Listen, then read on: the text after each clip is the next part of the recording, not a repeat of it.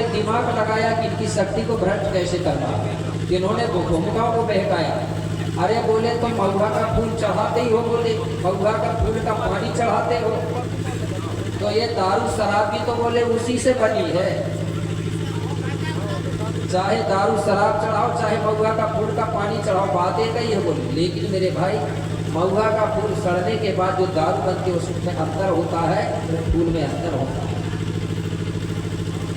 तो हमारे भक्का लोग भोले भाले थे, बैगा लोग, इन्होंने क्या किया, महुआ के फूल चढ़ाते चढ़ाते चढ़ाते दारू बना के चढ़ाने लगे। हमारे देवी देवता की शक्ति हो गई भ्रष्ट, इसलिए हमको आज भी साथ नहीं दे रहे। अब कई लोग कहते हैं कौन लोग इतने पूजा कर रहे हैं, इतने पूजा कर रहे हैं, फिर भी देव साथ क्यों नहीं दे रहे हैं? क्योंकि आप लोग ये दो चीज का अच्छे से परहेज नहीं कर रहे हैं, इसलिए वो शक्ति जागृत नहीं हो रही है। ये कोई अंधविश्वास नहीं था। आज भी हमारे बड़े बड़े राजा महाराजाओं के बारे में सुना है आपने, बहुत बड़े भक्त थे हमारे राजा महाराजा, देवी देवताओं के। राजा करण के बारे में सभी लोग जानते हैं, जो अमरकंटक में जिसका आज भी गढ़ी किला खड़ा है। खड़ा है कि नहीं खड़ा है? रोज नहा धो के देवी को अपना खुद का मांस खिलाता था। वो देवी उसको सोमन वो देती थी, सोना उसको दान करता था। अपने मध्य प्रदेश में जो नरसिंहपुर जिला तरफ एक चौगान किला है, प्रेम नारायण साहब अपने बड़ादे को सर काट के चढ़ा देता था। आज भी इसका सर रखा हुआ है। तो मेरा मतलब है ये दो चीज़ों को आपको परहेज करना पड़ेगा। देखो पीने को मना नहीं किया हुआ है, आप लोग गुस्सा मत होना कि गुरु जी मना कर रहे हैं, पी लेना, लेकिन दारू पीने के बाद देवी देवता के स्थान में प्रवेश मत करना। जहाँ खाना बनता है चौका के अंदर भी मत घुसना, खाने को बाहर बैठ के बाहर मतलब दूर मांग लेना। और कांसे की थाली में भोजन नहीं करते, ठीक है ना? दारू पिया हुआ आदमी कांसे की थाली में खाना नहीं खाता था, और मासिक धर्म वाली महिला भी उस थाली में खाना नहीं खाती और छूती भी नहीं है। आज भी चलता है, चलता है क्यों? कांसे की थाली का पड़ेगा। और जब उनका सोने का कपड़ा अलग होता है कि नहीं, उससे 4-5 दिन का कपड़ा अलग होता है, अलग सोती है। जब वो 5-6 दिन में नहाएगी, फिर कपड़ा धो के लाएगी, फिर घर के कपड़े निकलेंगे। ऐसे ही पूरी महिलाओं से निवेदन है, अगर कोई धोखा से दारू पी के आ जाता है तो उसको खाने को स्टील की थाली में दे देना उसको, ठीक है ना? कौन सी थाली में देना है? स्टील की थाली में। सोने के लिए कपड़े अलग दे देना, ठीक है ना? वो अलग सो जाएगा। जब दारू का नशा उतर जाएगा फिर वो नहाने जाएगा और कपड़ा धो के लाएगा, तब घर के कपड़ों को मिलाना, ठीक है? पीने को मत हटकना, पीने को मना करोगे ना तो झगड़ा हो जाएगा, ठीक है? सिर्फ परहेज से चलना। वो 1 दिन चलेगा, 2 दिन चलेगा, 2-3 महीना चलेगा, फिर कहेगा कि यार दारू पीने में तो मुझ में और मासिक धर्म वाली महिला में कोई अंतर नहीं है, वो खुद छोड़ देगा, ठीक है ना? इस नियम का पालन करना है, क्योंकि जब तक आप देवी देवता में दारू शराब चढ़ाना बंद नहीं करोगे तब तक हमारी समाज दारू पीना बंद कर ही नहीं सकती है, पक्का है। क्योंकि वो कहेगी जब देवी देवता में चढ़ रहा है तो हमें पीने में क्या दिक्कत है, और देवी देवता में चढ़ाना बंद किए तो धीरे धीरे हमारी समाज दारू पीना बंद करिए, पक्का है ना? पहले के समय में दवा थी, मानता हूँ पहले दवा थी, लेकिन आज के समय में दारू दवा नहीं रही। अब शराब बोलते हैं लोग। कोई बोलता है क्या दवा दारू? कोई नहीं बोलता, शराब बन गई आज के समय में दारू दवा नहीं रही, बन गई है शराब, और पी पी के बिगड़ रही है गोंडवाना की सगा समाज। ये दारू को ही कलयुग कहा गया है, दारू को ही कल बोलते हैं, गोडी बोलते हैं कि नहीं? दारू को कल आने होती है दारू, और युग आने होता है समय। तो कलयुग का मतलब होता है दारू वाला समय। जिस समय दारू का प्रचलन यहाँ बढ़ा तो लोगों ने कहा ये कलयुग चल रहा है, मतलब दारू वाला समय चल रहा है। जिस दिन दारू पीना बंद कर देंगे इस देश के लोग, भारत के लोग, चाहे SC ST OBC हो, जब दारू इस देश में रहेगी नहीं तो कोई नहीं बोलेगा कलयुग। जब दारू नहीं रहेगी तो काय को कलयुग बोलेगा?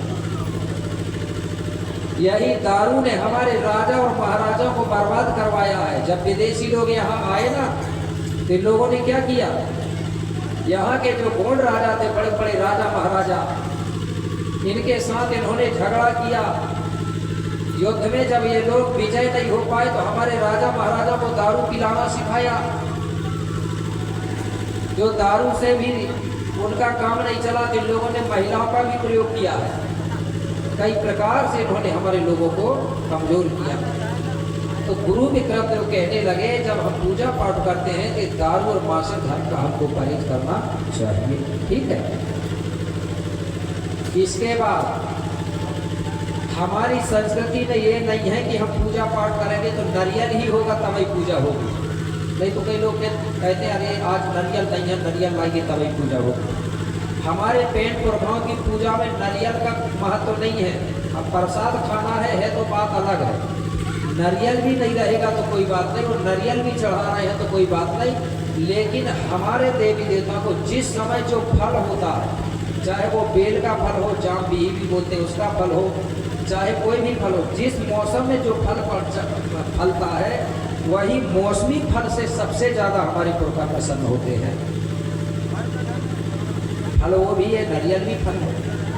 और अगर कोई फल नहीं मिलता है तो सबसे श्रेष्ठ फल बताया गया है उमर का फल होता है, जो आपको हर समय मिल जाएगा, क्योंकि उमर का जो फल है वो हर हमेशा फलती रहती है।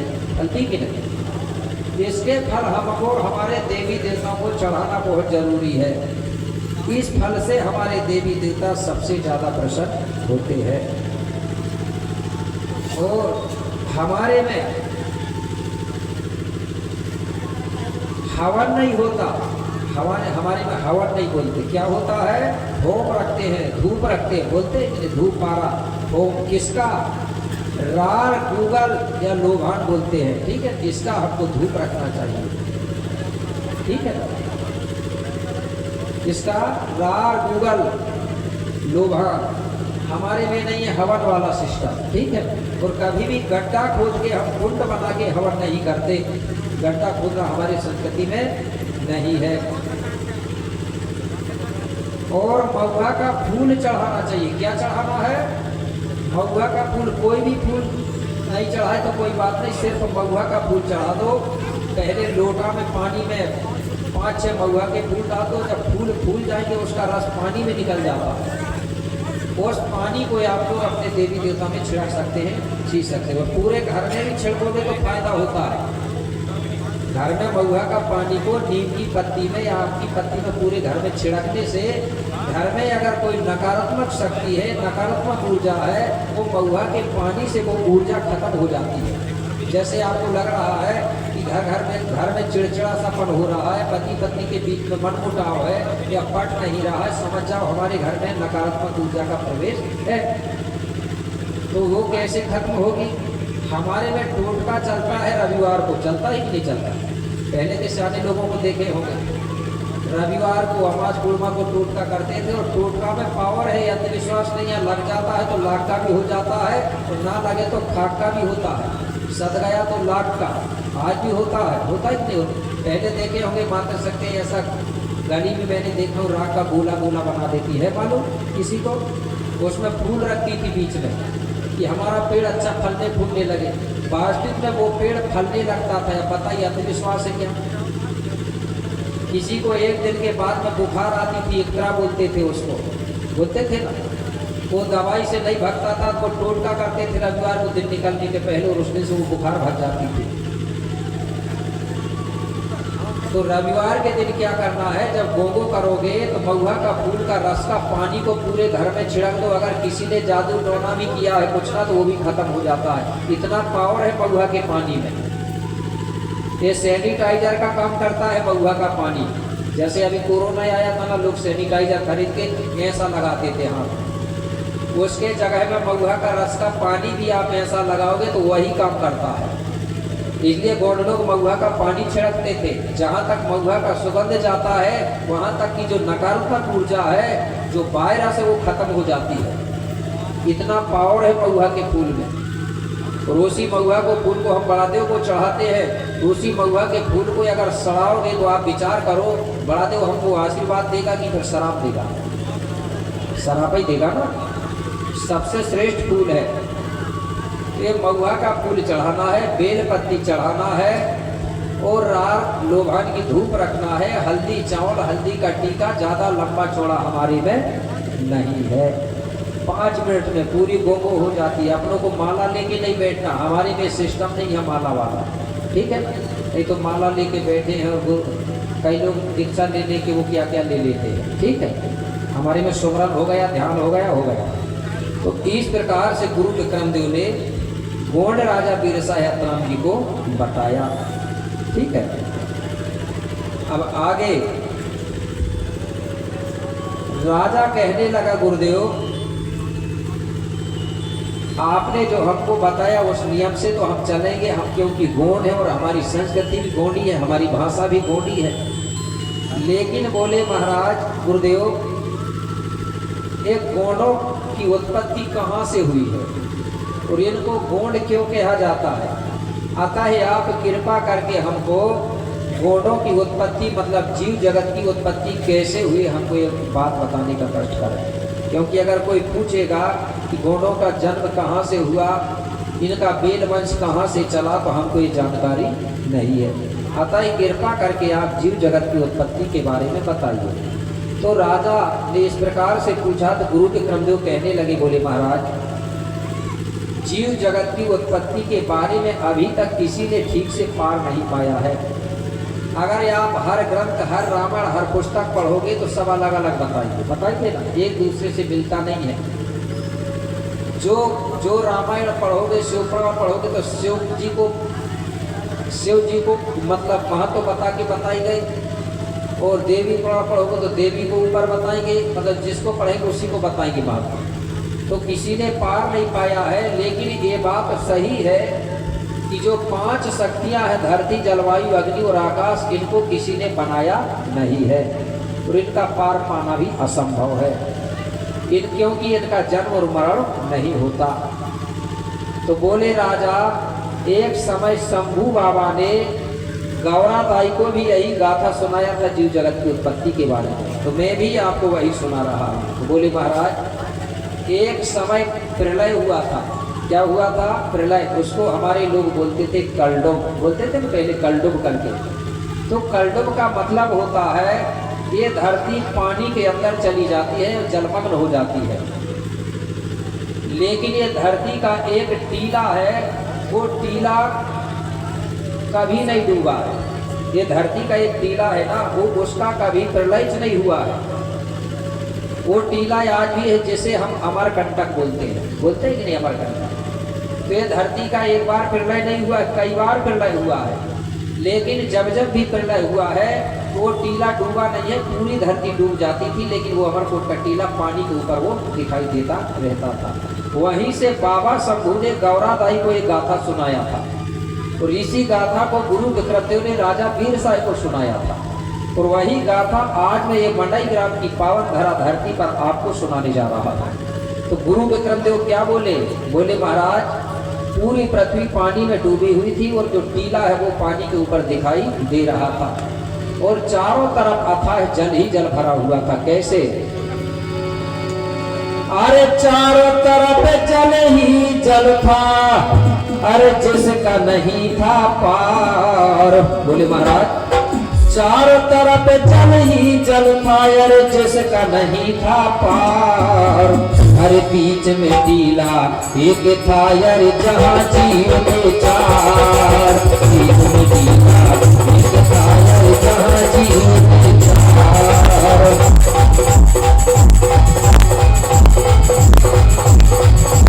चारों तरफ जल ही जल था, अरे जिसका नहीं था पार।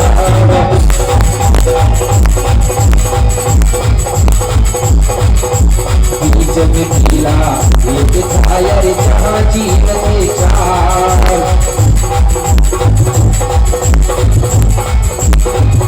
राजा जहाँ जीव के चार, राजा जहाँ जीव के चार। जो टीला दिखाई दे रहा था, जिसको आज अमरकंटक कहते हैं, उसी अमरकोट के टीला पर 4 जीव प्राणी जीवित थे। कितने? 4। कौन? 2 जीव प्राणी थे जिनको हम बोलते हैं सल्ला और गांगरा। कौन था वहां? सल्ला गांगरा। सल्ला गांगरा का मतलब होता है, सल्ला यानी दाऊ शक्ति होती है, पिता शक्ति, और गांगरा यानी होती है माता शक्ति, ठीक है ना। तो सल्ला गांगरा मतलब दाऊ दाई शक्ति थी वहाँ। और दो जीव प्राणी और जीवित थे वहाँ, एक कौवा था और एक कछुआ था। कौवा और कछुआ, कौवा कछुआ और सल्ला गांगरा। तो सल्ला यानी दाऊ और गांगरा यानी दाई। इस प्रकार से चार जीव प्राणी थे, चारों वहाँ रहते थे और अपना समय बिता रहे थे। तो जो कछुआ है वो पानी में तैरता रहता था, कभी कभी आकर के वो टीला में आराम करता था। इसी प्रकार कौवा भी आकाश में उड़ते रहता था, कभी कभी आके टीला में बैठ के आराम करता था। लेकिन जो सल्ला गांगरा शक्ति है, दाऊ दाई शक्ति, वो हर हमेशा टीला में ही रहते थे। अब धीरे धीरे समय बीतते गया। कुछ दिनों के बाद में सल्ला और गांगरा के संपर्क से, क्रिया प्रक्रिया से, सल्ला गांगरा ने 2 अंडालों को जन्म दिया। कितने अंडाल? 2। तो यहाँ अंडाल का मतलब होता है बच्चा, मतलब 2 बच्चों को जन्म दिया, 2 संतानों को जन्म दिया, जिनमें से एक लड़का था, एक लड़की थी। अच्छा, गोंडी भाषा कितने लोग जानते हैं? जरा एक बार हाथ उठाना। सभी लोग उठाओ, सभी लोग जानते हैं। ज़्यादा नहीं तो थोड़ी थोड़ी जानते हैं ना, मैं बता रहा हूँ। पूरी नहीं जानते, लेकिन आज भी कुछ शब्द है जो आज भी बोला जाता है।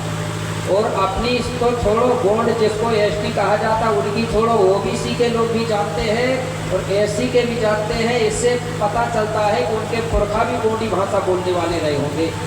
कैसे? आज लड़का को बताइए, टूरा बोलते हैं कि नहीं बोलते? तो टूरा शब्द को कौन कौन जानता है? अब हाथ उठाना जरा। टूरा और टूरी, ये टूरा टूरी जो शब्द है, ये गोंडी भाषा का शब्द है कि नहीं है? गोंडी में बोलते हैं कि नहीं टूरा टूरी? और आप लोग कह रहे हैं कि नहीं जानती। ऐसा मत करना, नहीं तो हिंदू बन जाओगे। पूरी तो नहीं बनती बोलना, लेकिन कुछ शब्द आज भी हम गोंडी बोलते हैं। इसलिए हमको बताना हमारी भाषा गोंडी है। तो टूरा टूरी जो शब्द है ये गोंडी शब्द है। तो ऐसी भी बोलते थे, ओबीसी भी। इसका मतलब है कि पहले सब लोग गोंडी भाषा बोलने वाले थे और गोंडी धर्म संस्कृति को ही मानने वाले थे। बाद में हम लोग भटके हुए हैं। तो जो लड़का था उसका नाम रखा गया आदि रावण। क्या नाम है? आदि रावण रखा गया। और उस जो लड़की है उसका नाम रखा गया सुकमा पेरी। जिसको लिखना है तो लिख लो, यहीं से हमारा बेल वंश चलता है। कहाँ से? सल्ला और गांगरा से, दाऊ दाई शक्ति से। लड़का है आदि रावण और लड़की है सुकमा पेरी, ठीक है। अब जो माता पिता हैं ये अपने बेटा बेटी आदि रावण सुकमा पेरी की सेवा कर रहे हैं। सबसे पहले माता पिता ही करते हैं ना बच्चों की सेवा, पालते हैं, पोसते हैं। तो माता पिता सेवा कर रहे हैं। सेवा कर करके सल्ला गांगरा ने अपने बेटा बेटी को धीरे धीरे धीरे धीरे बड़ा कर लिया।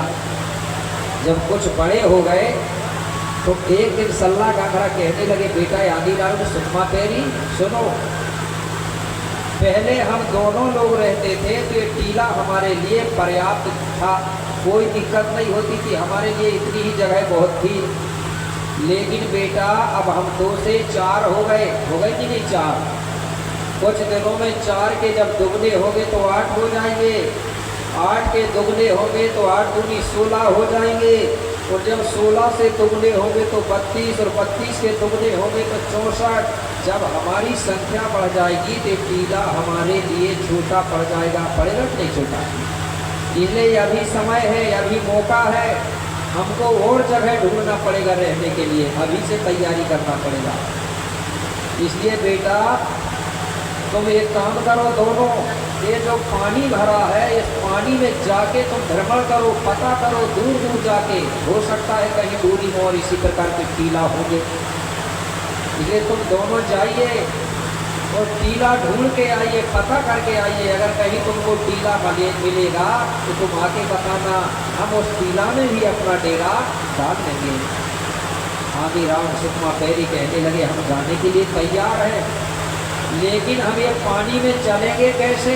अगर हम चलेंगे तो पानी में डूब जाएंगे। अब चलेंगे कैसे? सल्ला घाघरा कहने लगे, बेटा यादी राम सुकमा पेरी, चिंता मत करो। जब भी हमारा कोई काम बनता नहीं है, कोई समस्या आती है, तो हमारी जो प्रेम शक्ति है वो हमको साथ देती है। प्रेम शक्ति मतलब हमारे देवी देवता वो साथ देते हैं। तो हमारे समाज में हर गोत्रधारियों का एक जीवा पेन होता है। जानते हैं जीवा पेन मतलब एक देव होता है। उस जीव को हम लोग मारते नहीं, उस जीव को हम खाते नहीं। रहता कि नहीं हर गोत्रधारी में एक देव होता है। कोई बकरी को मारता, कोई कुमरा या कुमरे हैं क्या कोई यहाँ भूखा है? मरकाम है ना, मरकाम लोग आज भी कछुआ को नहीं मारते, उठाते नहीं खाते ना। उसको क्या बोलते हैं आप? देवता है, उसी को बोलते हैं जीवा पेन। क्या बोलते हैं? जीवा पेन। कोई बकरा को मानता है, ठीक है, कोई शेर को मानता है। तो चूहे लोग होते हैं बाघ मारिया करते, तो शेर को मानते हैं। तो बोले हमारा जीवा पेन हमको साथ देगा। तो आदि रावण सुकमा पेड़ी के जो माता पिता है सल्ला घाघरा, वो सल्ला घाघरा ने तुरंत अपना जीवा पेन का स्मरण किया। किसका ध्यान किया? जीवा पेन का।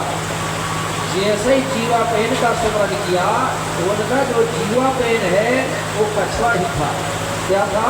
कछुआ, जो पहले ही से जीवित था, जो पानी में तैर रहा था। वो कछुआ मेरे भाई बहुत बड़ा था। वही भयंकर कछुआ वहां तैरते हुए टीला के किनारे आ गया। और जो कौआ पहले से जीवित था, वो कौआ भी उड़ते उड़ते आके उसी टीला में बैठ गया।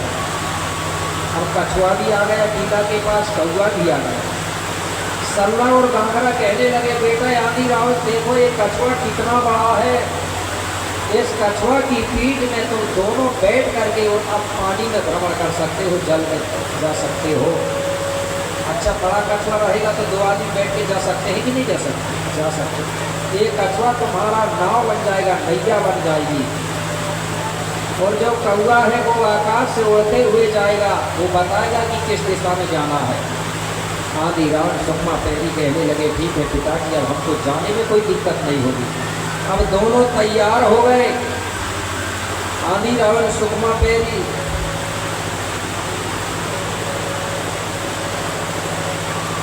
और अपने माता पिता को सेवा जोहार किए। सबसे पहले कैसे? आदि रावण सुकमा पेड़ी, कछुआ पर भय सवार, और मात पिता के चरणन में अज करके सेवा जोहार। सबसे पहले आदि रावण सुकमा पेड़ी ने अपने माता पिता को सेवा जोहार किया। सेवा जोहार मतलब प्रणाम किया। क्यों? हमारी गौड़ी संस्कृति में जब हमारे बेटा बेटी कहीं बाहर जाते हैं या तो फिर जब सुबह उठते हैं, तो सबसे पहले अपने माता पिता को सेवा जोहार बोलना चाहिए कि पिताजी सेवा जोहार, मम्मी सेवा जोहार। बोलना चाहिए कि नहीं बोलना चाहिए? प्रणाम करना चाहिए। करना चाहिए कि नहीं माता शक्ति? करना चाहिए। भैया लोग भी कह रहे करना चाहिए। तो कितने बेटा बेटी है जो अपने माता पिता को प्रतिदिन हाथ जोड़ के प्रणाम करते हैं, सेवा जोहार? जरा उठाना हाथ यार। चलो जोरदार ताली से उनका सम्मान करें भाई। तो जो नहीं कर रहे हैं तो वो भी चालू कर देना, ठीक है ना? माता पिता के पैर पड़ना चाहिए, अपने गुरु के पैर पड़ना चाहिए, सेवा जोहार करना चाहिए। क्यों? हमारी संस्कृति में कहा गया है माता पिता और गुरु तीन है कि नहीं? माता पिता और गुरु इनका करो सम्मान, और ये तीनों है देवता, नहीं कोई भगवान। जिसने इनको प्रसन्न कर दिया माता पिता गुरु को, तो समझ जाओ पूरे देवता प्रसन्न हो जाते हैं। इसलिए किसी ने कहा है कर्म अगर अच्छे हैं तो किस्मत तुम्हारी बासी है। सुना है ना? कर्म अगर अच्छे हैं तो किस्मत तुम्हारी बासी है, और माता पिता अगर तुम्हारे चिंता है तो वही मथुरा और काशी है, वही मथुरा और काशी है, कहीं भटकने की जरूरत नहीं है। इसलिए आपने नहीं पढ़े कोई बात नहीं, लेकिन अपने बेटा बेटियों को ये आदत सिखाइए, सुबह सुबह के लिए पैर पढ़ने के लिए सिखाइए। माता पिता स्वयं डायरेक्ट नहीं बोल सकते, लेकिन जो आजा होता है ना, लड़के का आजा आगे होते वो संस्कार दे सकते हैं उनको, ठीक है। अब भाइयों के लिए तो हो गया, अब महिलाओं के लिए थोड़ा विवाह के बाद में बदल जाता है। कैसे? उधर माता पिता के जगह में कौन आ जाते हैं? सास ससुर। सास ससुर और पति, तीन हो गए कि नहीं? माता पिता भी हट गए और गुरु भी हट गया। गुरु के जगह में कौन आ गया? पति। पति ही महिलाओं का गुरु माना जाता है, मैं बता रहा हूँ। पति जैसा चाहे अपनी महिला को बना सकता है, पति ही गुरु होता है महिला का। तो पति गड़बड़ होगा तो गुरु गड़बड़ होगा, तो वो तो गड़बड़ होगी ना, ठीक है। तो सास ससुर और पति, इनका करो सम्मान, ये तीनों है देवता, नहीं कोई भगवान, ठीक है। तो कितनी मात्र शक्तियां हैं अपने सास ससुर और पति के पैर प्रति। अब तुम उठा दो हाथ, चलो भैया लोग बजाएं इनके लिए ताली। अब जो महिला नहीं पढ़ रही है वो कहती होंगी कि हम तो नहीं पढ़ते। देखिए, पति से बढ़कर दुनिया में कोई देवता नहीं है, क्योंकि दूसरे धर्म ग्रंथों में भी इसका प्रमाण मिला है। अनसुईया के बारे में सभी लोग जानते होंगे, जानते हैं ना अनसुईया को? जो अनसुईया है वो सिर्फ पति की सेवा करती थी, बाकी किसी की सेवा नहीं करती, सिर्फ पति की सेवा करने से अनसुईया में इतना पावर आ चुका था कि अनसुईया ने, जिनको ब्रह्मा विष्णु महेश कहते हैं, उनके ऊपर पानी छिड़क दिया और पानी छिड़क के पति की पावर से उन ब्रह्मा विष्णु महेश को बच्चा बना के झूला में झूला दिया। झूलाया कि ऐसा बताया जाता है। आप बताइए, वहाँ ब्रह्मा विष्णु महेश बड़े हुए कि फिर पति बड़ा हुआ? कौन बड़ा हुआ? वहाँ ताकत किसकी चली? ब्रह्मा विष्णु की चली का फिर अनसुईया के पति की ताकत चली। और वही पति तुम्हारे घर में है कि नहीं है? तो फिर और महिलाओं ने हाथ नहीं उठाई कि फिर कमर क्यों नहीं पड़ती पति का? दारू तो नहीं पीता? मुझे ऐसा लग रहा है वो दारू पीता है इसलिए नहीं पढ़ती हो। वो कहती होगी गुरुजी हम पढ़ने के लिए तो तैयार है, लेकिन वो दारू पीता है। अच्छा ये बताओ, तुम्हारे पति देव अगर दारू पीना बंद कर देंगे तो फिर पढ़ोगी कि नहीं? भला हाथ उठाना फिर से। अगर दारू पीना छोड़ देगी तो नहीं, हाथ नहीं उठा रही है, मतलब तुम पति को दारू छुड़ाना नहीं चाहती, क्योंकि ऐसा लग रहा है मुझे कि पति के साथ साथ में एक दो तक तुम्हें भी मिल जाते हो। अगर वही बंद कर देगा फिर हम कहाँ से पिएंगे सोचती होंगी, ऐसा तो नहीं है। तो हाथ क्यों नहीं उठाई भाई? अच्छा, ये आपके पति देव दारू पीना बंद कर देंगे तो रोज पैर पड़ेंगे कि नहीं? ये हाथ उठा के बताओ, बोल रहा हूँ। जबरदस्ती है, लेकिन ऐसा डर तो नहीं लग रहा है। मैंने बताया, मैं कई बार बोलता हूँ मैं मंच में, जो डरता है वो जल्दी मरता है, इसलिए डरना नहीं है हमको, ठीक है ना। तो आदि रावण सुकमा पेरी ने अपने माता पिता को हाथ जोड़ के सेवा जोहार किया, और सेवा जोहार करने के बाद तुरंत आदि रावण सुकमा पेरी कछुआ की पीठ में बैठ जाते हैं, और कछुआ फिर पानी से तैरते हुए चलने लगता है। अब कछुआ पानी से तैरते हुए चल रहा है आदि रावण सुकमा पेरी को लेके, और आकाश से कौवा उड़ते हुए चल रहा है। अब ये लोग चलते चलते वो अमरकोट के टीला से बहुत दूर चले गए, भ्रमण करते करते। ये भूल गए कि हम ये दिशा से आए हैं कि इधर से आए हैं। इनको याद ही नहीं रहा, दिशा समझ ही नहीं आ रहा था कि घर से दिन निकलता है और किधर डूबता है। ये टीला ढूंढते ढूंढते परेशान हो गए, लेकिन इनको टीला कहीं भी नहीं मिला। मेरे भाई कछुआ तैरते तैरते थक गया। आदि रावण सुकमा पेरी घबराने लगे, बोले हमारा कछुआ रूपी नैया है वो थक चुका है तैरते तैरते। कौवा भी आकाश में उड़ते उड़ते थक गया है। ऐसा ना हो अगर कहीं कछुआ ज़्यादा थक गया तो पानी में डूब जाएगा, और जब कछुआ डूबेगा तो हम भी पानी में डूब जाएंगे। ये घबराने लगे, डरने लगे, और घबराते हुए प्रकृति सबकी 5 तत्वों से फड़ापें से प्रार्थना कर रहे हैं कि हे पंच तत्व फड़ापें, हे महादेव, हमारा जो कछुआ रूपी नाव है, नैया है, उस कछुआ को ऐसी ताकत देना कि कम से कम वो कछुआ हमको वापिस जिस टीला से लेके आया है वो टीला पहुंचा सके। ऐसा करके वो कछुआ से प्रार्थना को बड़ा देव से प्रार्थना कर रहे हैं। कैसे?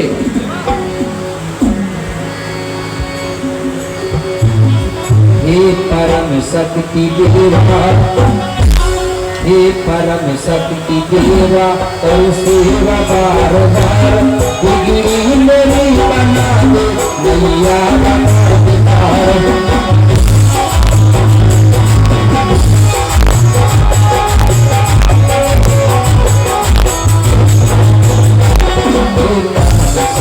देवा और सेवा बार बार, बिगड़ी मेरी बना दे नैया लगा दे पार।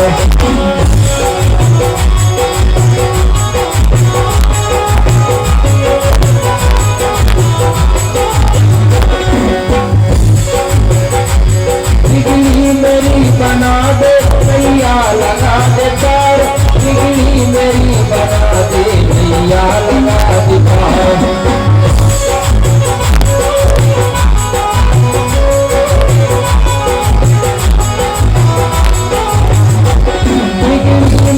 बना दे नैया लगा दे पार, बिगड़ी मेरी बना दे नैया लगा दे पार।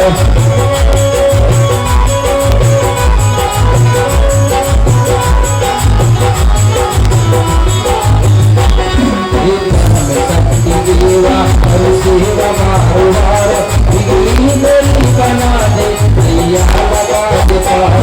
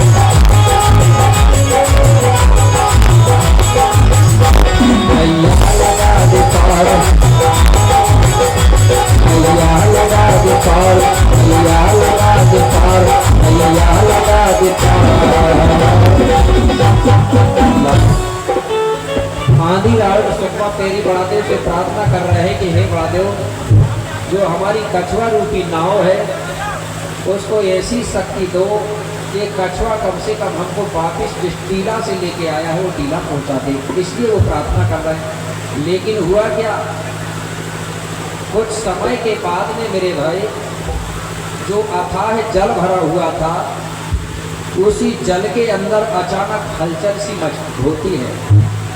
जैसे ही हलचल हुआ तो जो अमरकोट का टीला है, जो धरती पानी में डूबी हुई थी, वो टीला सहित जो धरती है वो अचानक ऊपर की ओर उठने लगी, अमरकोट के टीला सहित। कैसे? जो अमरकोट का टीला है,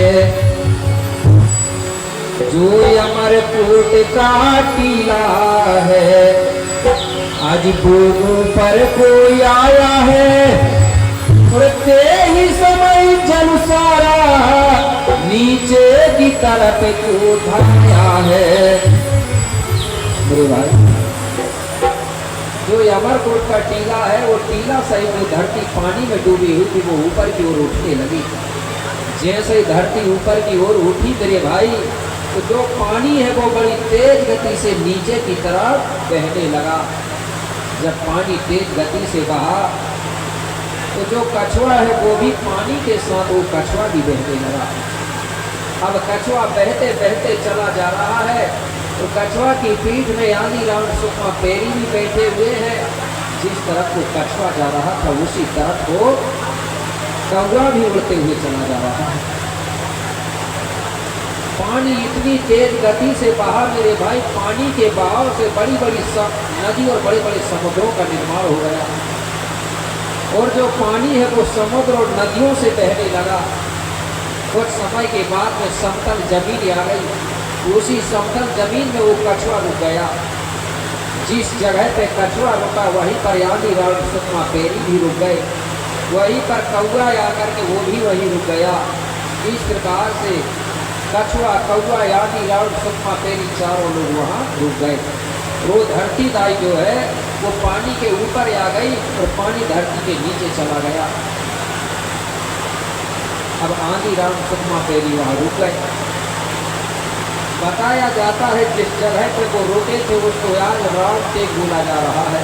क्या बोल रहे हैं? राम टेक। उसका पहले नाम था रावण टेक। रावण टेक का मतलब होता है आदि रावण नाम का लड़का वहाँ जाके टिक गया। तो टेका शब्द बोलते हैं ना, टीका लगा रोक, वो गोंडी शब्द है। वहाँ पर एक चारों रुक गए और ये धरती जो है पानी से ऊपर आ गई। मतलब धरती दाई जल से प्रकट हो गई। गोंडी मत के अनुसार धरती को किसी ने बनाया नहीं है, ये अजर अमर है। इसका कभी जन्म होता है कभी मरण होता है। अब बताइए अगर कोई बनाएगा तो फिर कहाँ खड़ा होकर बनाएगा? विचार करो, कहाँ खड़ा होकर बनाया होगा? तो जब 5 तत्व तो है ही नहीं तो धरती बनेगी कहाँ से? तो जिसने बनाया है उसका शरीर काहे का बना रहा होगा? जब तक 5 तत्व तो नहीं होते तब तक किसी के शरीर का निर्माण नहीं हो सकता। वो रुक गए और धरती दाई जो है जल से ऊपर आ गई। इसी को लिखा गया है जल से प्रकट भई जब धरती, और यही कहलाई आदि मां शक्ति। आदि शक्ति किसको कहा हमने? धरती दाई को कहा है। किसको कहा है? धरती दाई, जिसका कभी जन्म होता है न कभी उसका मरण होता है। इसलिए हमारे गौर लोग धरती के गीत गाते थे पहले। कब गाते थे? जब हम लोग जवाने बोलते हैं तो माटी लेने जाते हैं। गाते हैं कि नहीं माटी लेते? उस समय वो लोग धरती दाई के गीत गाते हुए जाते थे। तो कैसे गीत गाते थे? एक में गीत बता दूं, जब भी आप माटी लाओगे धरती दाई का तो गीत किसका गाओगे? धरती का गीत बना के गाना है, किसी के गीत नहीं गाना। नहीं तो माटी लाने जा रहे हैं धरती के और गीत गा रहे हैं और किसी को।